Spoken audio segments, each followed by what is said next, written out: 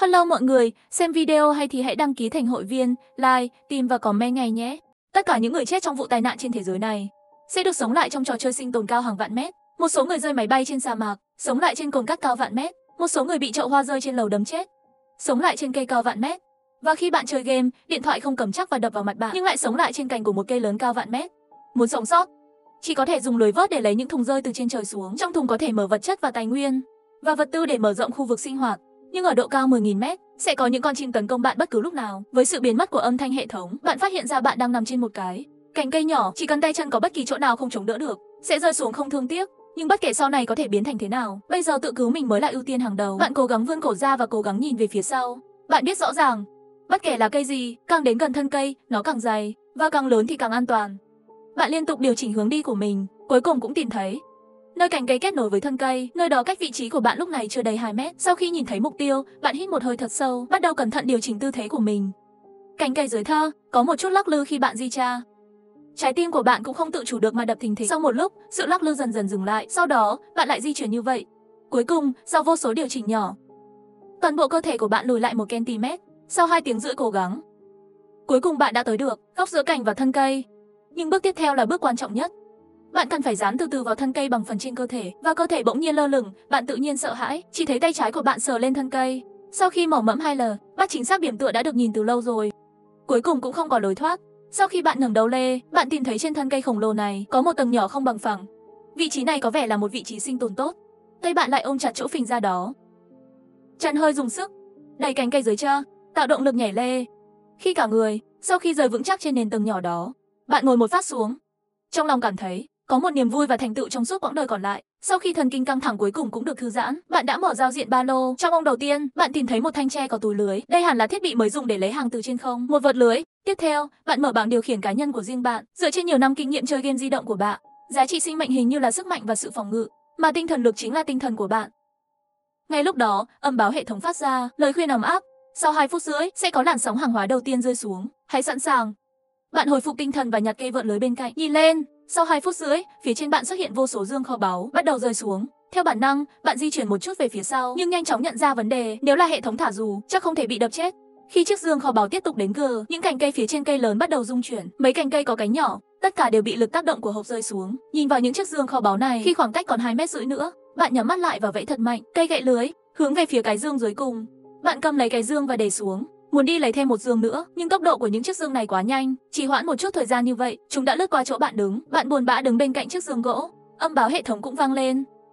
Hộp gỗ mở ra lấy được 2 chai nước khoáng, một gói bánh quy soda, năng lượng không rõ. Bạn nhìn chằm chằm vào bên trong hộp có chút bối rối, rõ ràng chỉ nhìn thấy bánh quy và nước, vậy còn năng lượng nào chưa biết. Sau khi quan sát cẩn thận, bạn tìm thấy ở góc hộp, tìm thấy một thứ không dễ thấy lắm. Ngay lúc này, một âm thanh máy móc đột ngột lại vang lên. Phát hiện tốc độ phù hợp. Đang kết nối, bạn bỗng nhiên mở to mắt. Là bản thân gặp may mắn, kết nối với hệ thống thiên tài. Ngay sau đó, một cuộn ảnh trong đầu bạn từ từ mở ra, nên là một đồng cỏ xanh. Phía trên bên trái có một dấu hiệu nổi bật, và ông đầu tiên đã sáng lên. Bên trong là một bông hoa hướng dương lắc đầu. Lúc này nhìn thấy hình ảnh quen thuộc này, nhớ lại. Trước khi bị điện thoại đâm chết, hình ảnh cuối cùng xuất hiện trong võng mạc của bạn. Đó là hoa hướng dương đang phun ánh sáng mặt trời ra ngoài. Bạn nhìn vào hình ảnh trong đầu và xuất thần. Bây giờ đang ở một nơi đầy những điều chưa biết, trong trò chơi sinh tồn với nguy hiểm. Ý nghĩa của ngón tay vàng này là gì? Không thể nào là sợ bạn chán để bạn giết thời gian chứ. Ngay khi bạn không hiểu, ngón tay vàng này buộc phải kích hoạt. Lúc này bạn cũng bắt đầu nghiêm túc. Thật vất vả mới thoát khỏi cành cây. Nếu như trong nháy mắt liền bị zombie ăn thịt thì sao? Điều đó quá không hợp lý. Và trong tâm trí của bạn, bên trái của cỏ, có hình ảnh nhỏ của bạn đang đứng ngơ ngác ở đó. Và trên cỏ, một nhóm ánh sáng vàng đang lắc lư, trôi xuống. Ý thức của bạn đã được mở rộng. Khoảnh khắc tiếp theo, người nhỏ giống như bạn nhanh chóng chạy đến bãi cỏ, vội vàng nhặt chắc chắn mặt trời nhỏ vừa rơi xuống. Phía trên bên trái của trò chơi, cùng với đó xuất hiện chữ năng lượng cộng thêm 25. Ngay cả trong đầu, hoạt động của bạn cũng không lộn xộn chút nào. Trồng hoa hướng dương lúc được 50 điểm, tiếp tục thu thập, đậu bắn súng đã sẵn sàng. Cho đến khi tiếng gầm của thây ma, khi âm thanh đó dần đến gần, bạn đã chuẩn bị đầy đủ rồi. Với một âm thanh rõ ràng, một hạt đậu Hà Lan bay ra với tốc độ đáng kinh ngạc, chính xác trúng tay trái của zombie. Ngay sau cái thứ hai, cái thứ ba cho đến khi hạt đậu thứ 10 xuất hiện. Ném cái đầu thây ma đó rơi thẳng xuống, làn sóng zombie đầu tiên đã bị đẩy lùi thành công, nhưng bạn biết đó chỉ là tạm thời. Làn sóng thứ hai sẽ sớm xuất hiện. Phải nhanh tay tiếp tục bố trí quân đội. Ngay trước khi làn sóng zombie thứ tư xuất hiện, bạn bỗng nhiên tỉnh táo lại. Đây là một trò chơi sinh tồn, nơi nào có thời gian thoải mái chơi game. Phải nhanh chóng tìm cách sống sót trước đã. Bạn đặt ý thức của mình vào điểm tạm dừng trên giao diện, chú ý trở lại thực tế. Lần này bạn mở khu vực trò tra, muốn xem những người khác trong làn sóng đầu tiên của trò chơi thả dù, thu hoạch sau đó thế nào. Bạn nghiêm túc xem. Cũng không ai nhắc đến ngón tay vàng hoặc nội dung đặc biệt trong trò chơi. Sau khi xác nhận điều này, bạn không thể không nhìn lại chính mình khi vừa mới bị hệ thống cánh tay vàng ràng buộc chơi một trò chơi khác trong trò chơi. Bản thân bạn cũng được coi là duy nhất. Lúc này trong đầu bạn, đậu Hà Lan bắn ra từ đậu bắn súng cũng vẫn còn trong không khí. Nhìn kỹ như vậy, mới phát hiện ra đậu Hà Lan này nhìn to và tròn. Nếu có thể lấy ra thì tốt rồi. Trong giây tiếp theo ý nghĩ này lóe lên. Bạn kinh ngạc phát ha, viên đạn hạt đậu đó biến mất trong không khí loãng. Lúc này bạn không thể chờ đợi để thoát khỏi trò chơi ngay lập tức. Quả nhiên, nhìn thấy một hạt đậu tròn đã xuất hiện trước mắt, bạn phấn khích nắm chắc. Giây tiếp theo, hệ thống xuất hiện một chữ xác định, đậu Hà Lan, hạt giống thực vật thông thường, không độc và ăn được. Giá trị sức mạnh thể chất sau khi ăn thêm 10, phối hợp với vũ khí cụ thể có thể gây sát thương nhất định. Bạn ném đậu Hà Lan vào miệng của bạn. Giá trị thể lực của Nhiên từ 67 trở lên 77. Sau khi xác nhận điểm này, bạn cũng không thể quan tâm đến những thứ khác. Mở lại trò chơi, làm lại thao tác đó, để không để thây ma chết quá nhanh, bạn khéo léo chọn thời gian để tạm dừng. Với tiền đề đảm bảo an toàn cho cây trồng, đặt mỗi hàng đạn đậu Hà Lan dư thừa đều lấy, ngay khi thợ săn tiền thưởng là bạn đang vui vẻ. Bỗng nhiên phát hiện có một viên đạn hạt đậu, làm sao lấy cũng không lấy ra được, có phải viên đạn đậu Hà Lan này đặc biệt hơn không? Bạn có chút nghi ngờ, quyết định bỏ trò chơi trước để tìm lý do. Trong ý thức của bạn, khoảnh khắc rút khỏi tâm trí, cả người bỗng nhiên cảm thấy ao một tiếng trong đầu, thân thể không tự chủ được ngã trên mặt phẳng cắt trong thân cây. Khoảng 2 phút dưới, sức mạnh chóng mặt đó mới qua đi một chút. Bạn nhìn vào bảng điều khiển cá nhân của bạn một lần nữa, tinh thần lực trên bảng điều khiển không còn nữa. Hóa ra 10 giờ tinh thần lực mới đủ để lấy ra một hạt đậu Hà Lan, nhưng sức mạnh tinh thần mỗi phút khôi phục 1 điểm. Tính như vậy, cứ 2 tiếng rưỡi lại có thể lấy ra 15 hạt đậu Hà Lan. Trong khi chờ tinh thần hồi phục, bạn xem nhìn về phía cành cây vừa nãy bị rơi xuống, nhưng khoảnh khắc ngón tay của bạn chạm vào cành cây, lại xuất hiện một âm báo, phát hiện cành cây thu thập thành công, đạt được 2 miếng gỗ, giá trị kinh nghiệm cộng 1 cho đến khi bạn nhặt các cành cây lớn và nhỏ trên nền tảng. Sau khi tất cả được dọn dẹp, trong ba lô đã có thêm 7 miếng gỗ. Bạn bấm vào xây dựng xem, tìm thấy biểu tượng đầu tiên đã sáng lên, một sàn gỗ vuông cho nền tảng mở rộng. Vật liệu cần thiết là gỗ 4, hiện có 7 khối. Bạn không ngần ngại sản xuất trực tiếp và đặt sàn gỗ này vào thân cây. Phía trước mặt phẳng cắt ngang, bạn gõ bằng cây lưới và thấy nó khá chắc chắn. Mà lúc này ánh mắt chuyển hướng về phía giường gỗ bên cạnh. Quả nhiên, âm báo hệ thống lại vang lên. Tìm thấy hộp gỗ được thu thập thành công, nhận được gỗ 5, đinh sắt 5, kinh nghiệm cộng 1. Bạn không hề do dự, ngay lập tức biến những tấm ván gỗ này thành sàn gỗ mới. Hiện tại, đã có một cái đài cao 4 mét vuông và gỗ đã hoàn toàn cạn kiệt. Lúc này, hệ thống đổ rơi xuống của vòng thứ 2, âm báo lại vang lên. Hộp gỗ rơi từ trên trời xuống với tốc độ đáng kinh ngạc. Với kinh nghiệm đầu tiên, bạn đã chuẩn bị đầy đủ rồi. Khi siêu lưới vung ra, đã vớt được 2 giường gỗ một cách chắc chắn. Khóe miệng của bạn không thể không gợi lên một tia hài lòng. Và cái này là cái hộp ở giữa.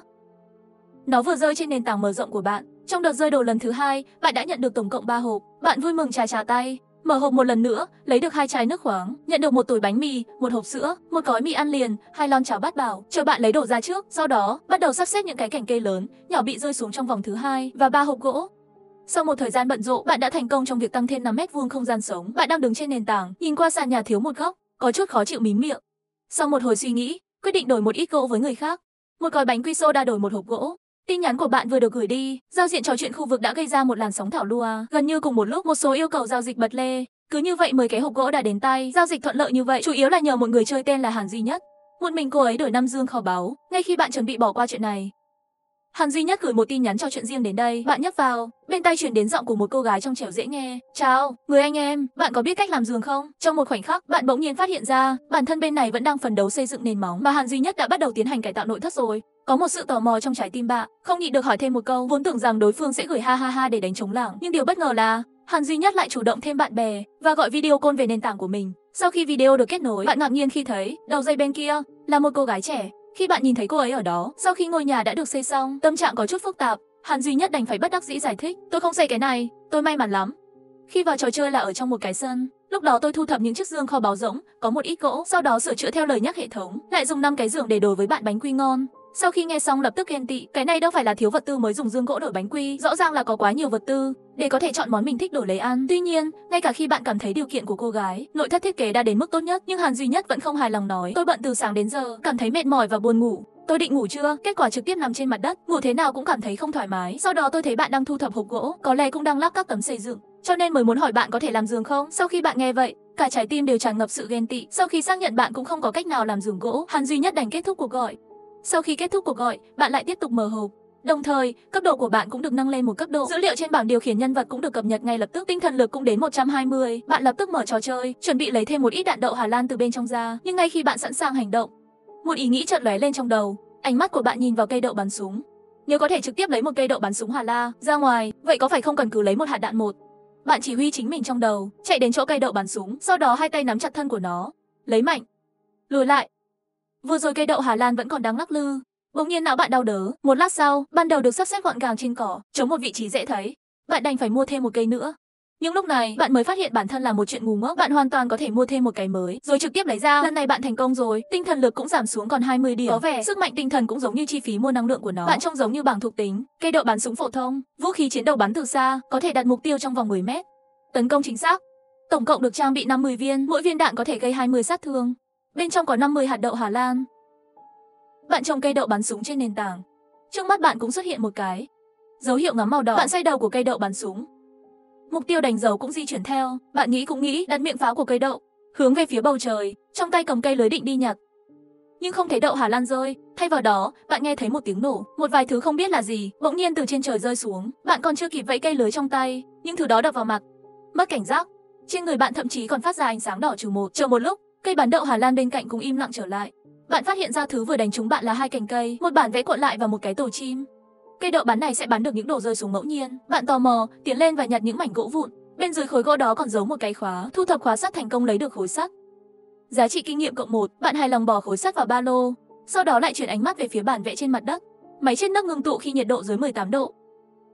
Có thể lấy và thu thập hơi nước trong không khí. Sau khi ngưng tụ tạo thành nước lỏng, bổ sung nước có thể uống được cần làm bằng công cụ. Vật liệu cần thiết là 5 khối sắt, nhựa 3 cái, than củi 1 cái, vải 1. Hiện tại không đáp ứng điều kiện sản xuất. Một niềm vui trong trái tim bạn dâng lên. Có lượng nước luôn có, mà trong lòng mong mùa cuối cùng xuất ha. Bỗng đi, bạn nhận thấy có chất nhầy chảy ra bên dưới tổ chim. Bạn lập tức tăng tốc độ bước vào tổ chim, mở ra xem trong tổ chim có 3 quả trứng chim. 2 cái đã bị vỡ, và trên vỏ trứng cuối cùng còn lại cũng đã xuất hiện đường vân rõ ràng. Trong lòng bạn không khỏi có chút tiếc nuối. Bạn chỉ có thể đặt toàn bộ tổ chim lại với nhau trước. Sau khi nhặt xong đồ, bạn lại bắt đầu chỉnh lại cây đậu bắn súng. Nhưng lần này, cây đậu không bắn đạn nữa. Bạn vỗ nhẹ vào đầu mình, bỗng nhiên nhớ ra điều gì đó. Trong trò chơi, cây đậu Hà Lan phải nhìn thấy thây ma mới phun đậu Hà Lan. Vừa rồi có thể là ngẫu nhiên, có mục tiêu là dương gỗ, và bây giờ không có mục tiêu. Cây bắn đậu tự nhiên cũng im lặng. Tình hình trở nên hơi khó xử. Nghĩa là 44 hạt đậu còn lại chỉ có thể dùng làm vũ khí. Nhưng bạn nghĩ lại, đặt món đậu Hà Lan vào một cành cây to nhất. Lần này có mục tiêu rõ ràng, game bắn súng hạt đậu ngay lập tức có sự phục hồi. Cuối cùng bạn đã dùng hết đạn. Tổng cộng 39 miếng gỗ đã được thu thập. Sau khi lấy được gỗ, bạn tiếp tục mở rộng nền tảng. Sau khi mở rộng đến 20 m², bằng điều khiển hệ thống xuất hiện biểu tượng thứ hai, tên, khối công cụ, có thể gia công bằng vật dụng đơn giản. Sau khi có được bản vẽ tương ứng, bạn có thể làm các mặt hàng tương ứng. Vật liệu cần thiết gỗ 10 miếng, đinh sắt 10 cái. Bạn không ngần ngại đặt nó bên cạnh hộp gỗ. Và lúc này có một giao diện hoạt động xuất hiện, đánh dấu riêng biệt xử lý và sản xuất. Bạn đã nhấp vào giao diện xử lý trước, bỗng nhiên có nhiều hơn rất nhiều thứ có thể xử lý được. Những vật tư đơn giản, bạn có chút phấn khích, nhưng không được xử lý ngay lập tức mà là lại mở giao diện sản xuất. Ngoài ra còn có một số công trình mới. Mở khóa nguyên mẫu của ngôi nhà cuối cùng cũng có hy vọng. Máy chiết xuất nước ngưng tụ cũng rất nhanh sẽ có. Trong lòng bạn có chút phấn khích, nhưng bây giờ không gian của nền tảng không lớn lắm, không cần phải xây tường và mái nhà, mà là dự định đổi lấy một ít nguyên liệu cần thiết. Bạn nghĩ ngợi, thay đổi mục tiêu trên bánh mì xé tay và trứng chim. Sau khi quyết định xong lại mở màn hình công cộng. Đầu tiên, điều lọt vào mắt vẫn là màn hình quen thuộc đó. Cát thay nước, kính thay nước, khối sắt thay nước. Những người bên dưới chế giễu và trêu chọc. Bạn mở ảnh đại diện của người chơi đó, bắt đầu hỏi cách giao dịch. Đối phương dường như có chút do dự, những gì được gửi đến là một yêu cầu thêm bạn bè. Giây tiếp theo một hộp nhắc nhở cuộc gọi video xuất ha. Đối diện có một nơi gần như giống với sa mạc, chỉ có một người kia chậm rãi nói ra, vòng đầu tiên, tôi có một tấm kính, vòng Eder giáp thứ hai cũng là một mảnh thủy tinh. Vừa rồi tôi đã cố gắng hết sức để có được một Eder giáp ngẫu nhiên, bên trong là một khối sắt, tôi không có thức ăn hay nước uống. Sức mạnh hiện đã giảm xuống còn 30, tôi em rằng sẽ rất khó để tồn tại cho đến khi vòng Eder giáp tiếp theo đến. Nhìn mấy thứ trên tay Lương Đống, bạn đã suy nghĩ nghiêm túc. Lương Đông thấy bạn không trả lời, lại bắt đầu nói tôi không muốn nhiều, chỉ muốn thay nước thôi. Tất cả mọi thứ đều cho bạn. Đã từng có một việc thương lượng, một thỏa thuận. Người chơi đó, khi thấy mắt tôi không nhìn rõ, lặng lẽ đổi nước trong hộp giao dịch thành một chai nước tiểu. Nếu không phải nhìn quan sát cẩn thận phát hiện màu sắc không đúng, suy chút nữa thì bị lừa không có gì. Bạn có thể giúp tôi không? Trong lòng Lương Đông lúc lo lắng và mong chờ. Bạn cũng đang âm thầm tính toán, nếu người này thể chất thật sự đặc biệt như mọi người nói, vậy có lẽ có thể có được vật liệu ổn định, một kênh cung cấp, người này thật sự phải giúp một tay. Sau khi bạn đã quyết định rồi nói trực tiếp. Được, tôi muốn dùng một chai nước và thêm một quả trứng chim, đổi 3 vật liệu trong tay bạn cộng với 2 hộp cát. Nhưng các vật liệu khác bạn nhận được sau đó. Ngoài việc tự sử dụng, tôi hy vọng bạn có thể ưu tiên đổi cho tôi. Sau khi nhận được đồ, Lương Đông không thể chờ đợi được uống một ngụm nước. Sau đó lấy trứng chim trong tay, trực tiếp nuốt vào miệng cùng với vỏ. Thể lực tăng 30 điểm. Anh ta lặng lẽ ghi lại lòng tốt này, sau đó cẩn thận cất đi. Hơn nửa chai nước còn lại trong tay, nhặt lưới và nhìn lên bầu trời một lần nữa. Đưa lên, lòng tốt của giọt nước nên được báo đáp, và bạn không biết điều đó. Bạn đã dùng một ít thức ăn, đổi lấy vật liệu để xây dựng máy chiết xuất nước uống lạnh. Một lát sau, một dụng cụ kim loại xuất hiện trước mắt. Bạn nhìn vào bảng điều khiển hệ thống, nhiệt độ hiện tại là 27 độ. Không biết, khi mặt trời lặn vào buổi tối, nhiệt độ có thể đạt đến máy đo không? Nhiệt độ tối thiểu cần thiết bạn chỉ có thể thư giãn một lần nữa vào thế giới trò chơi trong tâm trí của bạn. Khi chơi liền chơi đến lúc hoàng hôn, bạn cũng đã mở khóa thành công tất cả các nhiệm vụ của cấp độ đầu tiên, đạt được quả bom anh đào trị giá 150 năng lượng, củ khoai tây giá trị 50 điểm năng lượng. Cho đến khi hệ thống nhắc nhở vòng Eder Jack thứ 3 khi sắp đế, bạn mới miễn cưỡng không nỡ nhấn nút tạm dừng. Nhưng nghĩ đến nghi vấn trước đây về tiêu hao tinh thần lực, lần này cố gắng lấy ra củ khoai tây trị giá 50 điểm năng lượng. Sau khi lấy ra, vừa vặn tinh thần lực của mình cũng trừ đi 50 điểm. Phổ thông cổ kiên cường, một loại cây gọi là khoai tây, vật phẩm phòng thủ được hình thành bởi sự biến đổi đặc biệt. Ăn được sau khi chế bia, vỏ cứng bất thường, có thể chống lại một mức độ tấn công nhất định. Phòng thủ 30, giá trị sống 300, thuộc tính này thật tuyệt vời. Nếu gặp phải sinh vật độ cao khó đối phó, có lẽ bạn có thể dùng cái này để vây quanh mình. Thấy đồ vật sắp rơi còn 2 phút rưỡi nữa, bạn buông bỏ suy nghĩ, chống loại hạt lên và sẵn sàng cho Eder Jack thứ 3, cùng với âm thanh nhấp chuột. Chiếc dương kho báu gỗ cùng với cành cây rơi xuống nền tảng. Chờ âm thanh biến mất, bạn mới ngạc nhiên khi phát hiện ra lần này nền tảng mở rộng đã nhận được tổng cộng 5 hộp cộng với 2 hộp trong lưới. Tổng cộng nhận được 7 hộp gỗ. Trước tiên bạn thu thập tất cả các cành cây xong, sau đó xoa tay, đầy mong đợi bắt đầu mở hộp. Nhận một chai nước khoáng, mì 2 túi, lấy giấy vệ sinh 5 cu, nhận được 3 miếng sô cô la, nhận được một hộp thuốc cảm lạnh, lấy bánh mì xé tay 2 gói. Ngoài ra còn có 2 dương kho báu bị khóa. Trước đây, cây đậu bắn đã phá nát một dương có khóa. Bạn biết, loại dương kho báu này có thể bị tháo dỡ bằng bạo lực. Bây giờ tinh thần lực không đủ lấy không được. Hạt đậu, hay là nghĩ xem có thể tự mở được không? Bạn rút ra một cái đinh, giữ đinh, cắm từ trên xuống dưới về phía hộp. Chiếc dương kho báu vẫn an toàn. Tay bạn cảm thấy đau, cũng may có quần áo bảo vệ lòng bàn tay không có rách ra. Sau một thời gian dài, không có tiến triển gì, hay là đợi 40 phút sau, tinh thần trở lại 100 điểm đầy đủ, mua cây đậu vậy. Sau khi quyết định như vậy, bạn lấy 2 dương gỗ có khóa, đặt sang một bên, nhưng mà sống nửa ngày chắc bụng hơi đói. Ánh mắt của bạn vô thức nhìn về phía bức tường hạt. Hơn nữa, một củ khoai tây cứng như vậy, nếu có thể làm chí ít nhất một nồi khoai tây. Sau khi suy nghĩ một lúc, bạn vẫn nghĩ dùng lửa là cách tốt nhất trong trò chơi trong đầu. Mặc dù có một loại cây gọi là cột đuốc, nhưng đó căn bản không phải là thứ có thể lấy từ vòng đầu tiên. Chính mình không nên phải dựa vào khoan gỗ để có lửa đấy chứ. Ngay lúc này, Hàn Duy Nhất vừa gửi đến một tin nhắn trò chuyện riêng. Chai nước khoáng đang đổ đầy nước, có thể hoạt động như một ống kính lôi. Khi ánh sáng mặt trời đi qua chai nhựa trong suốt chứa nước, có thể tập trung ánh sáng vào một điểm. Nó sẽ đốt cháy mọi thứ trong một thời gian. Sau một thời gian dài cố gắng, tổ chim bạn dùng để đón ánh sáng cuối cùng khó khăn bốc lên một làn khói xanh. Sau đó từ từ đợi đến khi than củi xung quanh tổ chim tất cả đều bị đốt cháy. Bạn cố gắng bỏ than vào ba lô. Thành công rồi. Than đốt có thể được sử dụng để nấu có tác dụng đe dọa nhất định đối với động vật. Thời gian cháy còn lại 1 giờ. Nhưng điều đáng ngạc nhiên hơn là, trong khoảnh khắc được đưa vào ba lô, đếm ngược của việc đốt than cũng bị tạm dừng. Như thế này, không cần phải suy nghĩ về cách giữ lại lửa. Bạn lấy ra một cục than đang cháy, tặng cho Hàn Duy Nhất. Sau đó đặt đống lửa trên sàn nhà, bắt đầu từ từ nướng lên. Thời gian trôi qua, vỏ ngoài của bức tường hạt bắt đầu đổi màu. Từ từ, mùi thơm của khoai tây nướng bắt đầu lan tỏa trong không khí. Bạn cẩn thận di chuyển nguồn lửa đi. Sau đó lấy ra một cành cây nhỏ, nhẹ nhàng chọc vào đầu trên của khoai tây lớn. Nước ép của khoai tây từ từ thấm ra ngoài. Hàm lượng chất rắn trong thực phẩm xúc khoai tây đạt 35%. Không độc và ăn được, có thể bổ sung một lượng sức mạnh thể chất và độ ẩm nhất định. 250 ml có thể bổ sung 30 điểm thể lực. Lúc này bạn rất ngạc nhiên, nếu có độ ẩm, loại thực phẩm này chắc chắn tốt hơn khoai tây nghiền đơn giản. Phổ biến hơn, bạn dùng đũa nhẹ nhàng nhặt một miếng khoai tây lên, đã thử hương vị của nó. Ngay lúc này, hệ thống nhắc nhở âm thanh vang lên. Chúc mừng người chơi đã làm thành công món ăn nóng đầu tiên. Kích hoạt kỹ năng nấu Phần thưởng một bản vẽ lò lửa. Là người chơi đầu tiên trong khu vực kích hoạt kỹ năng nấu có nên thực hiện thông báo khu vực hay không? Khi bạn chuẩn bị từ chối, hệ thống lại nhanh chóng bật lên một gợi ý mới. Thông báo khu vực, bạn có thể nhận được bộ đồ dùng nhà bếp bằng thép không gỉ 5 mảnh, tự do gắn 3 điểm thuộc tính. Bạn lập tức đổi giọng yêu cầu thông báo. Chúc mừng người chơi Như Yên đã làm thành công xúc khoai tây. Đầu tiên mở khóa kỹ năng nấu nhận bộ đồ dùng nhà bếp bằng thép không gỉ 5 mảnh, tự do gắn 3 điểm thuộc tính. Thông báo hệ thống không chỉ vang lên trên đỉnh đầu, còn đặt trên màn hình công cộng ở lại một lúc, đảm bảo mọi người chơi đều có thể xem tin nhắn này. Các người chơi bên dưới lập tức sôi sục. Vừa rồi người còn mắng bạn, lập tức không còn xuất hiện nữa. Bạn cũng không thể chờ đợi để đổ đầy cho mình một bát. Thực phẩm giàu carbohydrate rất quả nhiên không phải dạng vừa. Bạn đã uống một bát xúc khoai tây nhỏ, thể lực của bạn trực tiếp khôi phục lại giá trị đầy đủ. Sau khi ăn uống, bạn làm lại một bát, gửi đến nhóm trò chuyện khu vực. Xúc khoai tây cho các loại vật tư và các mặt hàng đặc biệt. Đồ tự cấp. Người đến trước được phục vụ trước. Bạn trực tiếp kiểm tra tin nhắn riêng tư theo thông lệ. Lương Đông gửi đến một dây thừng gai, một khối đồng, một cây tre. Trong lòng bạn suy nghĩ, lấy máy làm việc ra kiểm tra một chút. Dây gai, đồng, tre đều là vật liệu cơ bản. Bạn có chút cảm thán, không hổ thẹn là người có điểm trao quyền kỹ năng cho kiến trúc. Bạn lấy chai nước khoáng rỗng và đổ đầy xúc cho anh ta. Đã giao dịch, có lẽ là do nguyên nhân ngày đầu tiên mọi người thường thiếu thức ăn. Tuyệt vời, xúc khoai tây của bạn rất phổ biến. Cho đến khi trời tối, bạn đã nhận được một bản vẽ giường gỗ, 2 thùng gỗ, một cối bông, 25 khối đồng, 30 khối gỗ và 30 khối tha. Ngoài ra còn có 3 điểm thuộc tính miễn phí của phần thưởng hệ thống. Không chút do dự, bạn thêm tất cả những điểm này vào trí thông minh.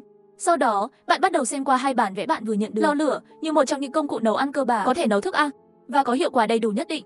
Cần lấy bản vẽ và mở khóa sản xuất thông qua bàn làm việc. Vật liệu cần thiết là 2 khối sắt, 10 khối đồng, 10 khối than củi, giường gỗ, đồ nội thất cơ bản, có thể dùng để nghỉ ngơi khôi phục năng lượng. Cần phải có được bản vẽ và thực hiện thông qua bàn làm việc. Vật liệu cần thiết là gỗ 20 cái, đinh 10 cái. vài một cái, vật liệu cần thiết cho cả hai bản vẽ đều có. Vài phút sau, lò sưởi được đặt bên cạnh bàn làm việc. Sau khi cắt đi, bạn bắt đầu nghĩ đến việc làm giường gỗ. Trước khi làm giường gỗ, phải làm tường và mái nhà trước đã. Tường và mái nhà cần 5 miếng gỗ để làm một tấm. Theo tính toán này, gỗ dường như không đủ. Bạn dứt khoát lấy ra một cây đậu Hà La. Trước khi hái cành cây, bạn lấy 2 cái hộp gỗ bị khóa ra. Sau khi đặt mục tiêu, hạt đậu phóng ra, một cái thùng gỗ bị tấn công tan thành mấy mảnh vỡ. Ngay sau đó, một quả trứng rơi ra từ đống đổ nát của chiếc giường kho báu gỗ. Trứng vật nuôi loại nở kỹ năng chưa biết, chủng loại chưa biết. Nhưng bạn nhanh chóng nhận ra, hệ thống không gợi ý cách ấp trứng thú cưng. Khi bạn nhận được trứng thú cưng vào ba lô, một cái hộp khác cũng bị mở ra bởi cuộc tấn công của cây đậu bắn súng. Lần này lăn ra là 2 viên đá. Nhận được đá bích nham, 2 viên đá bích nham được đặt trên nền tảng. Có thể làm giảm đáng kể nhiệt độ của môi trường xung quanh, ngăn ngừa nóng, không thể chế tạo sự xuất hiện của thứ này. Bạn một lúc sau nhận ra, trò chơi sinh tồn này không chỉ là vấn đề thiếu lương thực. Bây giờ có vẻ thời tiết nóng, nó có thể là một trong những mối nguy hiểm của tương lai. Bạn đang cầm một tảng đá, đến bên cạnh máy chiết xuất nước ngưng tụ, đặt nó trên sàn nhà. Sau khoảng 2 giây rưỡi, bạn bỗng nhiên cảm thấy nhiệt độ xung quanh giảm mạnh. Bạn thụa lùi lại 2 bước, nhiệt độ trở lại bình thường. Bạn đã thử 2 lần thì phát ha, phạm 6 hoạt động của đá bích nham là khoảng 2 khối lập phương. Và thời gian này, máy chiết nước ngưng tụ bắt đầu ngưng tụ một giọt nước. Khoảng 1 giây, những giọt nước sẽ lại nhỏ giọt. Tính theo tốc độ này, một ngày có thể nhận được 8 chai nước. Bằng cách này, vấn đề sử dụng nước về cơ bản đã được giải quyết. Bạn lấy các khối gỗ và ổ khóa được thu thập, điều chỉnh hướng của cây đậu bắn súng, bắt đầu nhắm vào cành cây phía trên. 2 tiếng rưỡi nữa, cây đậu bắn súng hết đạn, pháo thủ thì biến mất. Và trong ba lô của bạn có thêm 41 phần gỗ. Có gỗ thì bắt đầu làm tường và mái nhà. Chẳng bao lâu nữa bạn đã có 2 mét vuông, một ngôi nhà với nửa bức tường và mái nhà. Khi bạn hài lòng trả tay và bắt đầu làm giường gỗ, bỗng nhiên nhớ ra chỉ vì muốn có một chiếc giường, em gái Lowly, Hàn duy nhất, bạn mở vòng bạn bè, gửi tin nhắn thoại, anh trai đây đã có bản vẽ giường gỗ rồi, bạn cho tôi tài liệu, tôi sẽ làm giúp bạn. Sau 2 phút rưỡi, lại một chiếc giường gỗ hoàn toàn mới được làm ra và gửi giường gỗ cho Hàn duy nhất. Lúc này bạn mới yên tâm nằm trên giường nghỉ ngơi thật tốt. Sáng sớm hôm sau, bạn bị đánh thức bởi một mùi hôi thối. Một đàn chim sám đang tiến về phía nền tảng của bạn. Bạn ngạc nhiên lùi lại vài bước, đàn chim sám đó không đến vì bạn, mà là lần lượt nhào vào nền tảng ở chỗ một miếng bên cạnh, nơi màu sắc đậm hơn một chút. Đứng dậy, bạn cũng hiểu ngay lập tức đó là trứng chim hôm qua chảy ra, nơi những con chim sám này thực sự đang ăn trứng của đồng loại. Tất cả những con chim sám đang tranh nhau xuống sàn, không để ý đến bạn. Suy nghĩ một chút, lấy ra một cây bắn súng đậu Hà Lan một lần nữa, mục tiêu đặt về phía chim sám. Những gì xảy ra tiếp theo giống hệt như bạn dự đoán. Hạt đậu nhỏ giống như một mũi tên bắn thẳng vào con chim sám. Chim sám bỗng nhiên bị tấn công có chút bối rối, nâng cái đầu nhỏ lên nhìn trái phải xem. Cuối cùng đã xác nhận được nguồn gốc của vụ tấn công, tức giận chạy thẳng đến chỗ bạn. Và cây đậu bắn súng là mang theo khóa mục tiêu của riêng mình. Bạn cũng không hoảng sợ lắm, chờ viên đạn thứ 2 của cây đậu bắn súng bắn ra. Chim sám bay ở nửa không trung, thân thể trong không khí bỗng nhiên dừng lại một chút, sau đó vô hồn rơi xuống. Giết chim vân khổng, điểm kinh nghiệm cộng 2. Kẻ xả súng hạt đậu ngay lập tức chuyển mục tiêu sang con thứ 2. Những con chim vân khổng này rõ ràng không thông minh lắm. Bạn đồng hành bên cạnh rõ ràng càng ngày càng ít, nhưng miễn là viên đạn không rơi vào người mình, nó tiếp tục thực hiện mục đích mà không hề biết. Với viên đạn hạt đậu cuối cùng bắn ra, trên nền tảng lại khôi phục sự yên bình. Bạn nhặt một con chim sám lên và nhìn vào thuộc tính của chim vân khổng. Chim nhỏ loại 1, động vật ăn tạp, đặc biệt là ăn thức ăn kích thích, ít thấp, tính cách liều lĩnh, hành động theo nhóm. Và 5 con chim vân khổng, bạn nhận được 5 khối thịt, 67 lông vũ và 3 móng vuốt. Móng vuốt này thực sự là một vũ khí có thể trang bị được. Nhưng sáng sớm còn chưa ăn cơm đã bận rộn nửa ngày rồi. Bạn lấy ra thép không gì mà hệ thống tặng, bộ đồ dùng nhà bếp 5 mó, nồi sao, nồi súp, xẻng, dao và thìa súp. Sau khi xử lý xong thịt chim vân khổng, bạn bắt đầu đun sôi nước và tháo một gói mì ăn liền ra. Sau 2 phút rưỡi, một nồi mì gói tơi ra lò. Khi sức mạnh của bạn được bổ sung, vẫn còn rất nhiều trong nồi. Bạn trực tiếp đưa cho Lowly. Hàn duy nhất gửi một lá thư. Video của cô gái nhanh chóng được gọi đến. Khi nhìn thấy mì gói trong tay bạn, bánh quy trong tay cô ấy lập tức không còn thơm nữa. Cứ như thế, các bạn ăn sạch một nồi mì gói, chỉ là dầu còn lại trong nồi hơi khó xử lý. Trực tiếp dùng nước xả vừa lãng phí và không thể rửa sạch. Hàn duy nhất nhìn thấy bạn như thế này, đôi mắt xoay tròn, cười xấu xa. Có thể trực tiếp bán súp thịt, súp nóng chắc chắn có người mua à. Nói xong cô ấy lại giao dịch đến mấy gói túi gia vị tiện lợi. Nếu sợ hương vị không đủ, ở đây tôi còn có gia vị. Hôm qua ăn cắt lại, nhìn em gái Lowly, cô ấy bày ra vẻ mặt thương nhân gian lợi. Bạn hơi buồn cười nhưng vẫn nấu một nồi súp nóng, sau đó gửi một câu bán súp thịt trên màn hình công cộng. Thay đổi các loại vật liệu, vượt quá mong đợi của bạn. Món súp này rất được ưa chuộng. Một nồi nước dùng đã thay đổi rất nhiều vật liệu xây dựng. Bạn trực tiếp đốt 3 nồi liên tiếp. Như vậy, chim vân khổng là một thứ tốt, quan trọng hơn là chim này rất dễ đánh. Cây bắn súng hạt đậu chỉ cần 3 viên đạn, có thể dễ dàng tiêu diệt. Đáng tiếc sau làn sóng chim vân khổng này, trứng chim trên nền tảng, mùi tanh của nó về cơ bản đã hết rồi. Nếu bạn muốn tiếp tục thu hút chim vân khổng, bạn phải nghĩ về các phiên bản khác. Bạn lấy vật tư trong tay ra, bắt đầu nghĩ về cái bẫy chim. Sau khi kiểm kê một chút, bạn nhìn vào bức tường hạt, nói làm là làm. Bạn mở trò chơi trong đầu, lấy một bức tường hạt và đặt nó lên bếp và nướng nó lên. Quá trình chờ đợi bạn cũng không nhàn rỗi. Đầu tiên, bạn nhận được 7 chiếc dương kho báu trong đợt Eder giáp đầu tiên. Sau đó lại mở ra trò chơi trong đầu. Nhưng lần này chơi game, mục tiêu của bạn không phải là cây đậu bắn súng như thường lệ, mà là dự định trước, mở khóa cây bắn súng băng càng sớm càng tốt. Sau khi có mục tiêu rõ ràng, bạn không còn mắc kẹt với zombie nữa. Dưới đạn bắn, làn sóng thây ma cuối cùng rất nhanh đã được làm trống. Cây bắn súng băng mở khóa thành công, nhưng cần tinh thần lực 175 điểm mới có thể lấy ra, và giới hạn sức mạnh tinh thần hiện tại của bạn chỉ là 150. Nhưng không sao, sang bắn 5 con chim vân khổng, nhận được điểm kinh nghiệm 10 điểm. Nếu củ khoai tây nóng có thể thu hút chim vân khổng, chỉ cần 5 con là có thể nâng cấp lại. Ngay lúc này, khoai tây lớn trên bếp cũng đã nướng thành công thành vỏ màu than đen. Bạn chuyển khoai tây nướng lớn sang một vị trí trống, khoảng vài phút nữa, bạn nghe thấy một tiếng động lớn. Một đám vân khổng lớn lao về phía nền tảng. Lúc này, cây đậu bắn súng cũng bắt đầu bắn. Sau một thời gian thu thập thịt chim vân khổng, bạn cũng được thăng cấp 2. Vào cuộc săn lùng chim vân khổng, nó kéo dài 2 tiếng rưỡi. 2 cây bắn súng đậu ban đầu trên nền tảng, tất cả đã biến mất. Đạn mới lấy ra cũng hết. Lúc này, trên bầu trời bỗng nhiên có một tiếng động mạnh. Bạn cau mày và nhìn lên bầu trời, chỉ thấy một con chim có kích thước gấp 5 lần chim vân khổng bình thường đang bay nhanh về phía bạn. Ngay lúc này, âm báo của hệ thống vang lên, số lượng người chơi giết chim vân khổng được hơn 100 con. Kích hoạt thành công sự kiện đặc biệt, cuộc săn đuổi của chim vân khổng vương. Người chơi hãy sẵn sàng chiến đấu. Khuôn mặt của bạn thay đổi ngay lập tức, vô thức lăn về phía bên cạnh, cánh tay giơ lên vô tình xước qua một góc hộp gỗ, để lại một vết máu. Cũng không biết có phải là nguyên nhân cài đặt hệ thống không. Rõ ràng là đậu Hà La. Pháo thủ đã không ngừng bắn về phía con chim vân khổng vương kia. Con chim đó nhưng vẫn cố chấp nhắm mục tiêu vào bạn. Lúc này nền tảng đã được nâng cấp lên 30 ông vuông. Ban đầu cảm thấy không gian này tạm thời đủ, nhưng khi chạy mới phát hiện ra, thật sự là vô cùng khốn khổ. Trong quá trình chạy, bạn đã xây dựng một mảnh gỗ vào đúng thời điểm. Bức tường muốn làm hàng rào phòng thủ, chặn lại vua chim vân khổng. Tường gỗ cấp 7 quá giòn. Vua chim vân khổng chỉ mất 1-2 giây phá vỡ tấm ván gỗ. May mắn là trong thời gian ngắn ngủi này, bạn đã cầm lưới trong tay rồi. Khi vua chim vân khổng tấn công bạn như tia chớp, bạn lập tức vây tủ lưới lên. Nhưng khoảnh khắc tiếp theo, đôi cánh sắc như dao của vua chim vân khổng dễ dàng cắt lưới thành 2 nửa, nhưng vẫn bay về phía bạn. Tinh thần của bạn vẫn chưa hoàn toàn hồi phục, chỉ có 66 điểm. Bạn nhanh chóng lấy ra một hạt mạnh mẽ, chặn trước mặt mình. Lần này may mắn lắm, vua chim vân khổng đâm vào bức tường hạt. Sau khi nó tỉnh táo lại, ngay lập tức trở nên tức giận hơn. Bạn không dám thư giãn một chút nào, tay cầm hạt mạnh không ngừng di chuyển vị trí. Sau khi ngăn chặn cuộc tấn công nhiều lần liên tiếp, bạn thấy vua chim vân khổng dường như thực sự không thể phá vỡ hạt sức mạnh. Nhưng lúc này, trong mắt của vua chim vân khổng hình như lóe lên một chút xảo quyệt, ánh sáng xảo quyệt. Giây tiếp theo, nó bỗng nhiên đổi hướng, phi vào tay trái của bạn. Tay trái bạn đau đớn, máu lập tức đổ ra. Trọng lượng của hạt mạnh mẽ vốn không nhẹ. Lúc này tay trái của bạn hoàn toàn không thể sử dụng sức mạnh, chỉ tồn tại 1 giây, nó trượt xuống cánh tay. Lần này không còn bất kỳ sự bình đẳng nào giữa người và vua chim nữa. Vân khổng vương rõ ràng đắc ý, sau đó bay về phía khuôn mặt của bạn. Bạn chỉ kịp đặt cánh tay trước mặt mình. Ngay sau đó là một cơn đau khủng khiếp ở cẳng tay của bạn. Sau 2 giây, máu phun xuống như suối. Máu trừ 35. Trước mắt bạn chuyển sang màu đen. Bằng sức khỏe của chính mình, không thể chịu được đòn tấn công thứ 2 của vua chim vân khổng. Bạn muốn lùi lại, nhưng dưới chân không đứng vững, cả người ngã xuống đất. Cú rơi này, nhưng cũng vô tình trốn tránh lần phi thứ 2 của vua chim vân khổng. Vua chim vân khổng quay lại và muốn lao về phía sau, cả người bạn ngã xuống đất trông vô cùng chật vật. Sức mạnh thể chất và sức khỏe đều đang giảm nhanh. Và lúc này, bạn đã nhìn thấy hướng mà vua chim vân khổng đang tiến tới, lăn vài vòng theo hướng ngược lại. Sau đó nhanh chóng nhấp vào nút nâng cấp, một trận ánh sáng vàng lướt qua, tất cả các vết thương trên cơ thể bạn đã lành ngay bây giờ. Bạn nhanh chóng vận hành bảng điều kỳ, thêm tất cả 3 điểm thuộc tính vào trí thông minh và nhanh chóng lấy súng băng ra, trông ở rễ của nền tảng. Và lúc này, vua chim vân khổng từ đỉnh đầu của bạn đang lao tới. Chuyển động trong tay bạn nhanh chóng kết hợp thành một bức tường, để nó chỉ cần chống lại 2 giây rưỡi. Lúc này viên đạn của băng xạ thủ bắn ra, vua vân khổng trực tiếp bị đóng băng tại chỗ. Viên đạn của cây đậu bắn súng băng bắn lần nữa, đánh vào cánh của vua chim vân khổng. Khi vua chim vân khổng tỉnh lại và chuẩn bị phát động phản công, hạt băng lần thứ 2 lại bắn ra. Vua chim vân khổng lại bị đóng băng. 2 phút rưỡi sau, một tiếng rên rỉ phát ra từ miệng vua chim vân khổng. Chúc mừng người chơi đã giết thành công vua vân khổng lần thứ nhất. Kinh nghiệm cộng 50. Là người đầu tiên trên thế giới giết thành công trùng cấp 1.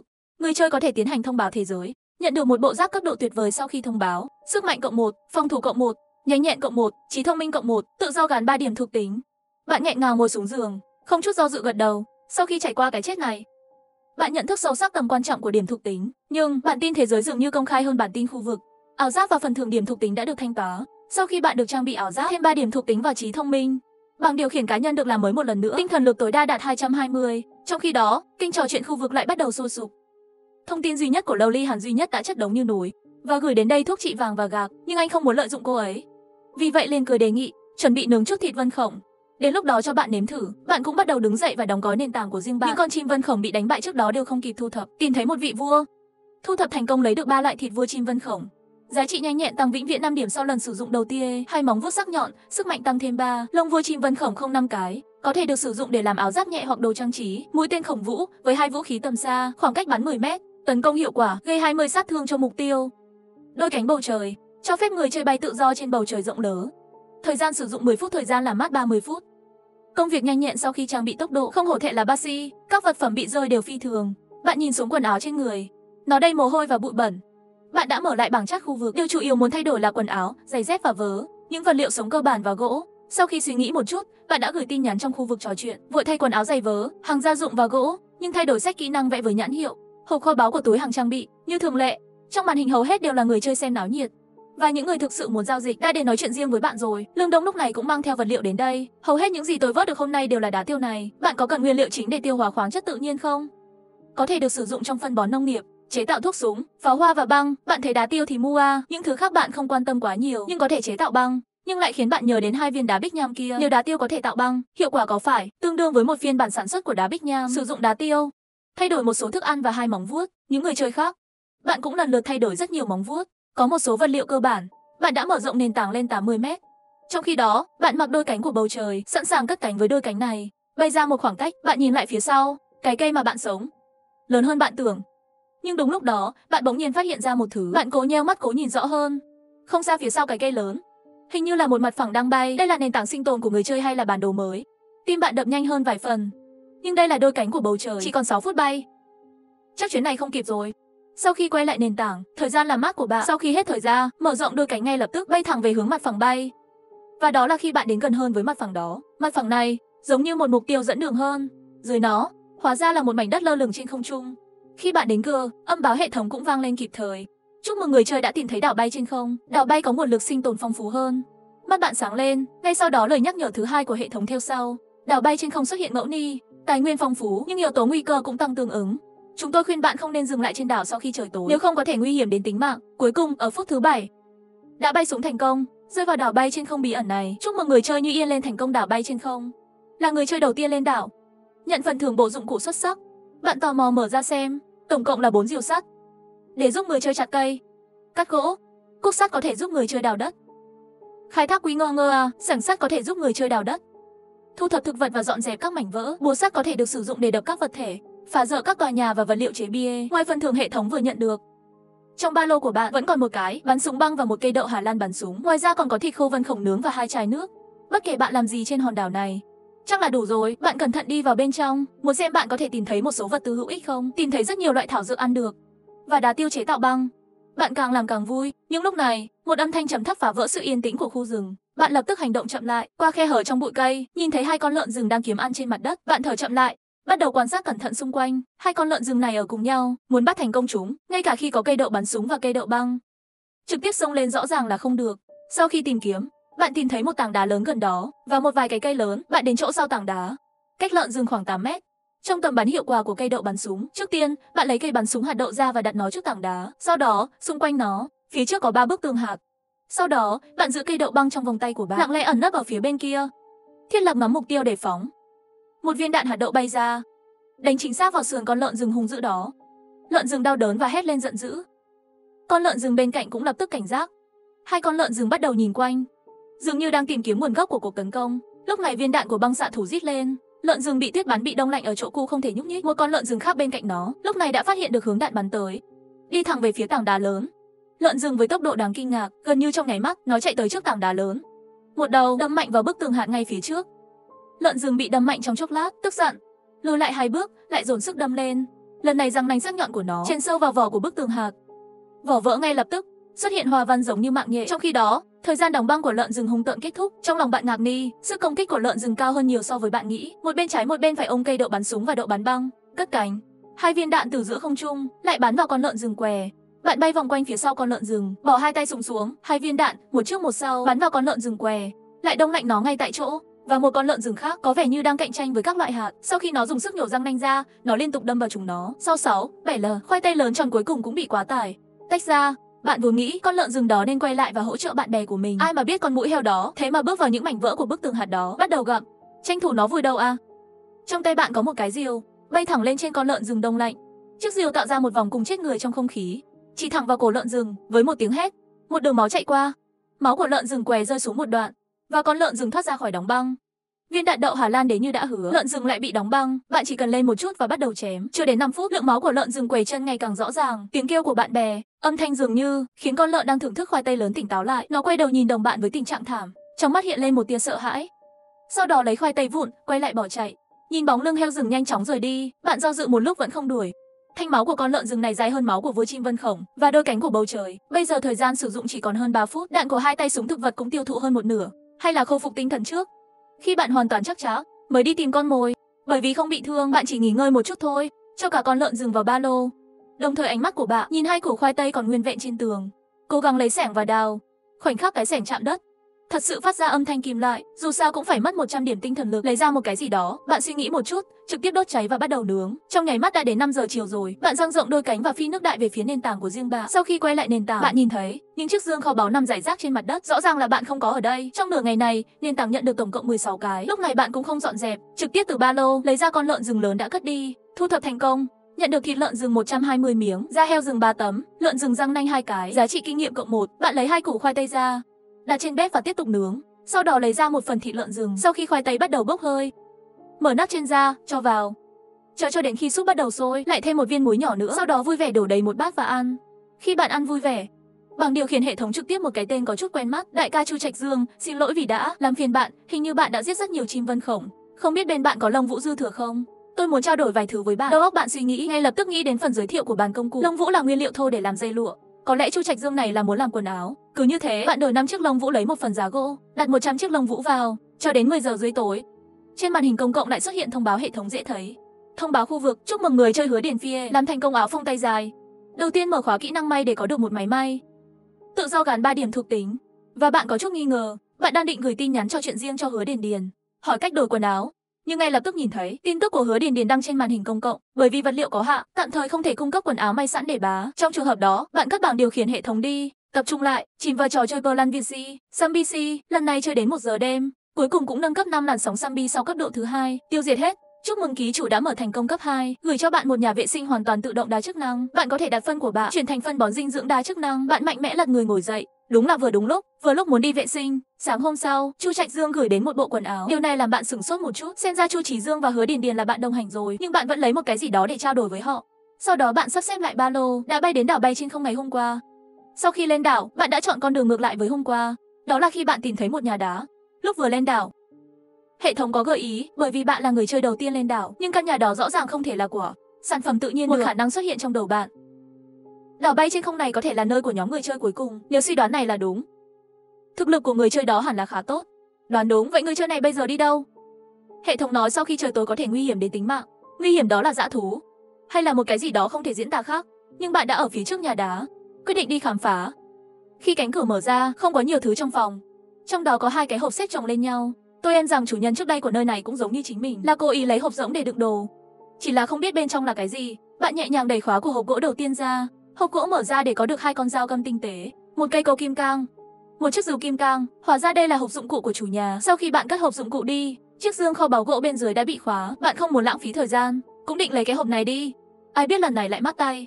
Rõ ràng bên trong ba lô còn có trống rỗng. Chiếc dương này thì sao? Dù sao cũng không thể nhận được. Phản ứng đầu tiên của bạn là kiểm tra tinh thần lực của mình trước. Sau khi phát hiện tinh thần lực đều bình thường, bạn nhìn kỹ cái hộp trước mặt.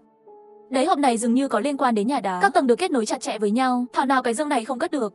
Ngay cả khi lưới ba lô lớn hơn, bạn em rằng cũng không thể cất một ngôi nhà được. Bạn lấy cây đậu bắn súng đậu Hà La. Sau khi điều chỉnh xong mục tiêu phát động tấn công, một viên đạn hạt đậu bắn thẳng qua. Sau đó bị trả lại. Mắt bạn mở to kinh hãi.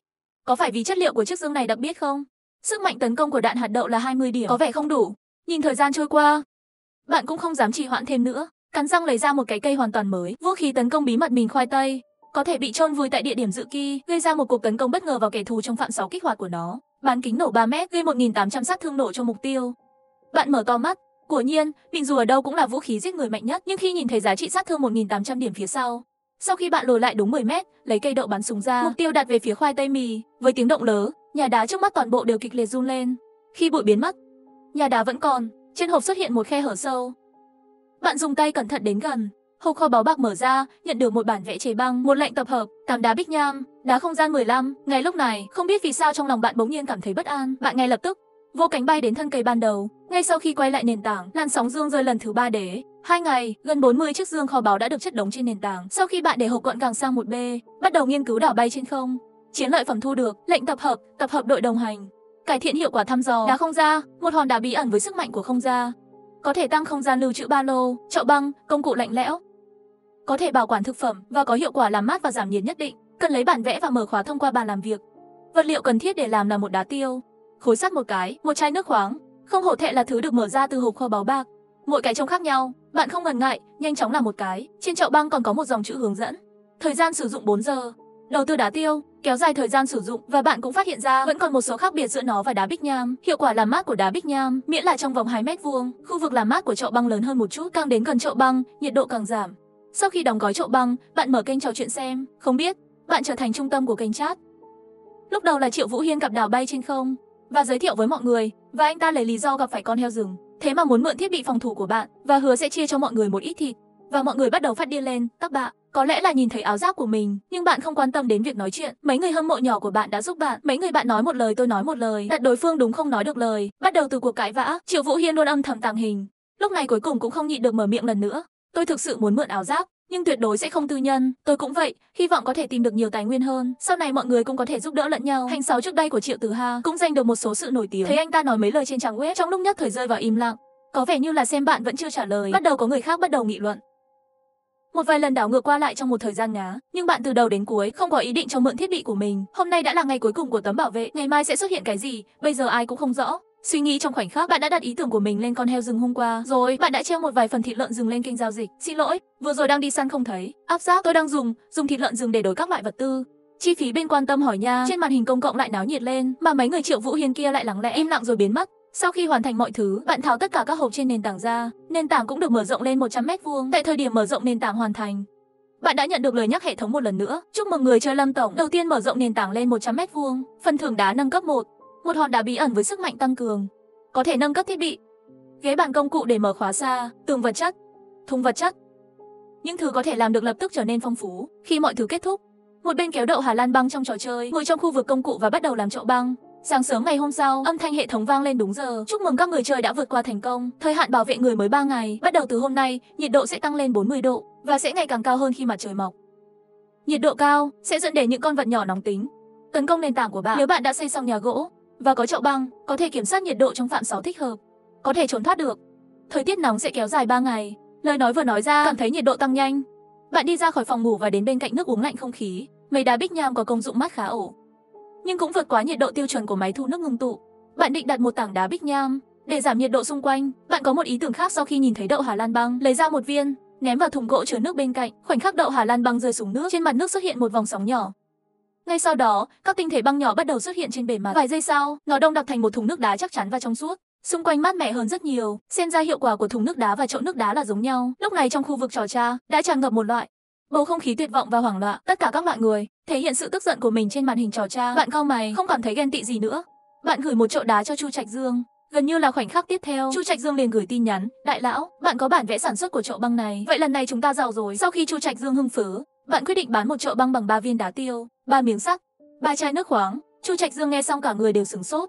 Bán rẻ như vậy thì còn kiếm được gì nữa? Nhưng rất nhanh anh ta hình như nghĩ ra cái gì đó. Nhìn Chu Trạch Dương với vẻ mặt chân thành và cảm động, bạn không thể không điều chỉnh giọng điệu. Hôm nay ngày đầu tiên, mọi người đều trụ được. Tôi định đổi chút đồ tốt về trước. Hạt giống, sách kỹ năng hay gì đó, thu hoạch một làn sóng người giàu trước, sau đó giúp đỡ công chúng. Sau khi nghe kế hoạch của bạn, Chu Trạch Dương làm việc rất nhanh. Vài phút sau, đã gửi một số hình ảnh của chậu băng trên kênh trò chuyện. Vừa rồi còn là màn hình nói chuyện ảm đạm, lập tức sôi nổi lên, mà Chu Trạch Dương lại là đắc ý cười. Tôi cũng đã dành một không ra, là tìm người khác đổi. Nếu bạn muốn đổi, hãy chuẩn bị một cái gì đó. Bộ hùng biện này của anh ấy rất nhanh đã thuyết phục được nhiều người. Và lúc này tin nhắn riêng tư của bạn đã bùng nổ rồi. Có lẽ do áp lực sinh tồn, nhiều người đã lấy ra những thứ quý giá. Bạn vừa đổi, vừa gửi chậu băng cho bên kia để giao dịch. Đến cuối cùng, bạn cũng đã đổi sang một số hộp kho báu bạc có khóa. Lúc này rất nhiều người đổi chậu băng, bắt đầu trên màn hình công cộng thảo luận. Bia lạnh này ngon đấy. Nhưng lúc này, bạn thấy một tin nhắn. Tôi có 5 viên đá, 7 chai nhựa, 2 chậu sắt và một chai cháo bát bảo. Tất cả cho bạn, bạn có thể đổi cho tôi một chậu băng không? Bạn biết đã đến lúc bắt đầu thu lưới. Khi hầu hết mọi người không thích giao dịch này, bạn lại bất ngờ trả lời, giữ lại cháo bát bảo. Bạn để lại những thứ khác gửi cho tôi sẽ ra cho bạn một chậu băng. Lời này nói ra, nhiều người rất phấn khích. Bạn đã gửi một tin nhắn trực tiếp đến màn hình trò chơi. Tôi định giá chậu băng 3 khối sắt, 3 đá tiêu và 3 chai nước. Hãy tìm tôi khi mọi người đã sẵn sàng, tôi sẽ làm theo thứ tự. Quả nhiên lời này nói ra, các người chơi lập tức trở nên phấn khích. Từng người một bắt đầu thu thập vật tư, lúc đó đơn hàng bay đến như bông tuyết. Mắt bạn tối sầm, quá nhiều rồi. Chỉ riêng bạn chắc rất bận rộn. Bạn nhanh chóng liên lạc với Hàn Duy Nhất và Chu Trạch Dương, nhờ mấy người giúp. Sau khi thương lượng mức thủ lao tương ứng, đã thu thập tài liệu và nhiệm vụ giao dịch cụ thể được giao cho họ. Bản thân bạn chỉ chịu trách nhiệm sản xuất. Cứ như vậy bận rộn hơn 2 tiếng đồng hồ. Hơn 200 chậu băng đã được bá. Theo lý thuyết thì không ít đâu, nhưng đối với những người chờ đợi với số lượng lớn trong khu vực, số lượng này dường như quá nhỏ. Rất nhanh, một số người bắt đầu trở nên mất kiên nhẫn. Trong đó có rất nhiều tay sai trước đây của Triệu Vũ Hiên, thế mà nói vì trước đây muốn mượn thiết bị. Vì vậy, cố tình mài mòn để tiêu thụ lượng máu của họ, nhưng ngay lập tức có người đứng ra giúp bạn nói chuyện. Nhìn thấy tay sai của mình sắp không đỡ được, Triệu Vũ Hiên vội vàng đứng ra đánh chống lảng. Chúng ta phải tin tưởng Lâm tổng, anh ta chắc chắn đối xử bình đẳng trong kinh doanh. Lời này trực tiếp dẫn đến màn hình bình luận nổ tung rồi. Mọi người ồn ào, bạn tự nhiên không biết, nhưng bạn thấy nhiệt độ gần chậu băng quá. Đã bắt đầu bị cảm rồi, mặc dù bạn sẵn sàng giúp đỡ người khác, nhưng chắc chắn tự bảo vệ mình mới là ưu tiên hàng đầu. Ngay bên cạnh bạn dậm chân để sưởi ấm, trong khi suy nghĩ phải làm gì. Màn hình lại sôi nổi lên, Triệu Vũ Hiên lại mở bản đồ chậu băng, mà tay sai của anh ta ngay lập tức yêu cầu trả lại hàng. Mặc dù bản thân kiếm được ít hơn, nhưng thấy ai đó mở bản vẽ chậu băng, bạn vui lắm. Nhưng nhiều người bắt đầu hỏi Triệu Vũ Hiên, chậu băng của anh ta định bán giá gì? Nhưng mà vừa rồi hai người còn đắc ý, bỗng nhiên im lặng khá lâu, rất lâu không có bất kỳ phản hồi nào trên màn hình công cộng. Khi mọi người bắt đầu thắc mắc, Hoàng Văn Minh có vẻ hơi miễn cưỡng, trên màn hình công cộng đã gửi một câu như thế này: Lâm tổng, xem trò chuyện riêng nhé, và bạn đã sớm là một số lượng chậu băng khác. Hoàng Văn Minh chờ một lát, dường như phát hiện bạn không để ý đến ý mình, lại không nhịn được nói chuyện, làm người như vậy có phải là quá ích kỷ không? Chậu băng liên quan đến toàn bộ khu vực của chúng tôi, rất nhiều sinh mạng như vậy. Sau khi bạn được Hứa Điền Điền nhắc nhở, mới thấy tin tức của màn hình, hai người này lại phát điên cái gì? Bạn gõ một dấu hỏi trực tiếp trên màn hình công cộng. Thấy bạn trả lời, Hoàng Văn Mẫn lập tức không thể chờ đợi được mở miệng, tại sao bản vẽ của anh Triệu không thể làm được? Bạn có chút khó hiểu, bản vẽ là tôi bán cho bạn, bạn muốn trả hàng tôi, làm sao tôi biết được? Những người khác cũng nhìn ra vấn đề, hóa ra cãi nhau lâu như vậy. Lúc này mới phát hiện bản vẽ của mình không làm được chậu băng, mà Triệu Tử Hiên cuối cùng cũng xuất hiện. Anh ta trực tiếp gửi một bản vẽ chậu băng trong khu vực trò tra. Lâm tổng, xin vui lòng giúp tôi xem tại sao không thể làm được. Trong lòng bạn cũng có chút tò mò. Sau khi hình ảnh mở ra, đó là một phần giới thiệu về chậu băng, dường như không có gì đặc biệt. Vấn đề đó có xuất hiện trên bàn công cụ không? Khi bạn nâng cấp nền tảng lên 100m trước đây, hệ thống có nhắc nhở rằng bàn công cụ được nâng cấp. Đáng tiếc mặc dù trong lòng đã có 7-8 phần nắm chắc, nhưng cuối cùng cũng chỉ là suy đoán mà thôi. Để kiểm tra xem phỏng đoán này có chính xác không, là để bên kia gửi bản vẽ đến đây, tự mình kiểm tra cho bạn. Nhưng trước tiên không nói người ta có muốn cho hay không, ngay cả khi bạn thực sự muốn, bạn không cần phải làm điều đó. Đến lúc đó còn không biết phải làm ổn đến mức nào nữa, có thời gian còn không bằng làm thêm mấy chậu băng. Bạn trả lời trực tiếp trên màn hình công cộng một câu, tôi không rõ, không để ý nữa. Mà tay sai của hắn lại không biết vì sao, chỉ là không muốn dừng lại, cứ nói bạn là tự tư tự lợi. Ngay lúc này, Hàn Duy Nhất cũng mở bản vẽ chậu băng. Bạn đã mở hình ảnh chậu băng mà cô ấy gửi lên, giống hệt như cái của Triệu Tử Hiên, nhưng bạn có thể làm. Quả nhiên là vấn đề nâng cấp bàn công cụ. Bạn tiếp tục hỏi Hàn Duy Nhất có định làm chậu băng để bán không? Thấy Hàn Duy Nhất là không muốn làm, Chu Trạch Dương có chút muốn, nhưng nền tảng của anh ấy cũng không đủ 100m². Nhưng may mắn thay, hai ngày này bạn đến đảo chặt cây, có rất nhiều gỗ, đành phải gửi cho họ gỗ để nâng cấp, nhưng cũng coi là đầu tư. Vật liệu kiếm được có thể chia thành 30%, và bạn chủ yếu muốn tìm ai đó để chia sẻ áp lực. Cuối cùng, chậu đá của họ được bán với giá 5 quy ngơ sắt mỗi cái, 5 đá tiêu 5 chai nước mở bá. Triệu Vũ Hiên và tay sai của hắn chỉ có thể bất lực giận dữ trên màn hình công cộng. Mãi đến tối sau khi mặt trời lặn, nhiệt độ trên nền tảng giảm dần. Hầu hết mọi người đều thở phào nhẹ nhõm và thông báo hệ thống cũng đến muộn. Chúc mừng tất cả người chơi, các bạn đã vượt qua được ngày đầu tiên của nhiệt độ cao. Những con vật nhỏ bé cáu kỉnh đã ngủ say. Bạn quay lại phòng ngủ và ngồi trên giường. Sáng sớm ngày hôm sau, bạn kéo cái bếp đến cạnh cái bàn dụng cụ, chuẩn bị bắt đầu làm chậu băng. Hôm qua một ngày đã bán được tổng cộng hơn 900 chậu băng. Với kinh nghiệm của ngày hôm qua, hôm nay tình hình sẽ tốt hơn một chút. Và trong 2 ngày tới, lại có mấy người mở khóa làm chậu băng, bắt đầu bán trong khu vực trò tra, giảm đáng kể áp lực sinh tồn của người chơi. Cho đến đúng 8 giờ tối ngày thứ ba, âm thanh gợi ý hệ thống lại vang lên. Chúc mừng các game thủ, thành công vượt qua vòng kiểm tra thời tiết nóng bước đầu tiên. Trạng thái tiêu cực trên tất cả người chơi còn sống sót được dỡ bỏ, thưởng 1 điểm cho tất cả các thuộc tính. Theo dữ liệu hệ thống, người chơi Lâm tổng luôn đóng góp đầu tiên trong vòng kiểm tra này. Ưu đãi đặc biệt tất cả các thuộc tính 4 điểm. Và lúc này bạn vẫn đang nhận được tin nhắn hệ thống. Chiều cao của nền tảng đầu tiên tăng 50m. Chọn ngẫu nhiên một kỹ năng. Bạn có thể chọn trong số các lựa chọn sau. Rất lạ, nền tảng tăng chiều cao là phần thưởng gì? Trái tim bạn trực tiếp bấm vào lựa chọn đầu tiên. Đồng thời, bạn cảm thấy như đang đi thang máy, chờ đến khi cây lớn hoàn toàn dừng lại. Bạn tập trung vào tâm trí của mình. 3 ngày nay bận rộn làm chậu băng, không có thời gian để chơi trò chơi này. Với làn sóng zombie thứ 5 bị tiêu diệt hoàn toàn, một chiếc dương vàng quen thuộc xuất ha. Sau đó nhìn thấy một dòng chữ: chúc mừng chủ nhà đã vượt qua cấp độ thứ 3. Chủ nhân 1 tuần không tắm, mùi trên người chắc là rất hôi. Gửi cho bạn một cam tắm hoàn toàn tự động. Sáng sớm ngày hôm sau, âm thanh hệ thống vang lên, xin các người chơi chú ý. 3 ngày sau, sẽ chính thức mở ra cuộc chiến giành đảo nổi. Trên màn hình công cộng lại kích hoạt làn sóng bình luận.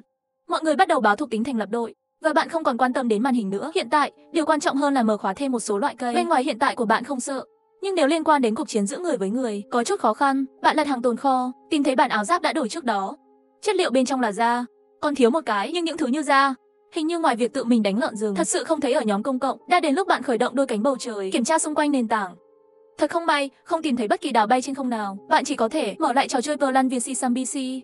Sự xuất hiện của đảo trên không phần lớn phụ thuộc vào may mắn. Cũng may là dương rơi có nền tảng giúp ngăn chặn. Thời gian cả buổi sáng, ngoài việc tìm kiếm dấu vết của đảo bay trên không, bạn hoàn toàn đắm chìm trong thế giới của trò chơi. Bản đồ thực vật mới, hoa ăn thịt người cũng được đưa ra. Thông quan ở cấp độ 4 và 5, một hộp cơm giữ nhiệt và một vật liệu hoàn toàn tự động. Sau đó, một điều khiến bạn ngạc nhiên hơn đã xảy ra. Chỉ thấy phiên bản mini của bạn giơ tay ra, trực tiếp dùng năng lượng để mua một củ khoai tây cứng. Sau đó khéo léo ôm hạt khoai tây lên, hét vào máy nấu ăn, và mini Lâm tổng kéo máy nấu ăn ra, lấy ra một bó mỏng màu vàng. Bạn xem xong liền bị sốc, đây không phải là khoai tây chiên sao? Sau đó, bạn lấy máy nấu ăn ra khỏi tâm trí của bạn. Trong một miếng thịt lợn dừng vào, màn hình trên xuất hiện rất nhiều hình ảnh. Tất cả các loại nút bấm thực phẩm được viết riêng biệt. Ngay lúc này, kênh chat riêng tư nhanh chóng rung chuyển. Mở ra xem, đó là tin nhắn mà Hàn Duy Nhất gửi đến, và cô ấy đã gặp những con sói khi khám phá hòn đảo trống. Bây giờ sợ hãi trốn trên cây không dám động đậy. Bạn cau mày, bỗng nhiên nghĩ đến một điều. Trong kho của mình còn có một lệnh triệu tập, chỉ cần triệu tập Hàn Duy Nhất lên nền tảng của mình, sẽ an toàn. Ngay khi bạn sẵn sàng nhấp vào xác nhận, bỗng nhiên dừng lại, Hàn Duy Nhất đang ở đảo trên không. Bạn đợi cả buổi sáng mà không thấy đảo trên không. Nghĩ đến đây, bạn trực tiếp gửi lệnh triệu tập cho Hàn Duy Nhất, yêu cầu cô ấy triệu hồi bạn. Gần như thấy cảnh tượng trước mắt bạn trở nên mờ nhạt. Khi mở mắt lần nữa là một màn hình có táo dày đặc, mà Hàn Duy Nhất ở bên cạnh. Dưới gốc cây có một đàn sói xám ở đó. Khi bạn nghĩ phải làm gì, Hàn Duy Nhất trực tiếp nói cô ấy biết thuật bẫy. Trong lòng bạn vui vẻ, đám sói hoang, sức chiến đấu của chúng không đặc biệt cao, miễn là có cách để giết chết từng con một. Trong lòng bạn có một kế hoạch đại khái. Nhiệm vụ đầu tiên bây giờ là đưa Hàn Duy Nhất đến nơi mình. Bạn mở đôi cánh của bầu trời, quay đầu nhìn Hàn Duy Nhất, mau nắm lấy chân tôi. Hàn Duy Nhất kinh ngạc trừng to mắt, anh thế mà có thể bay.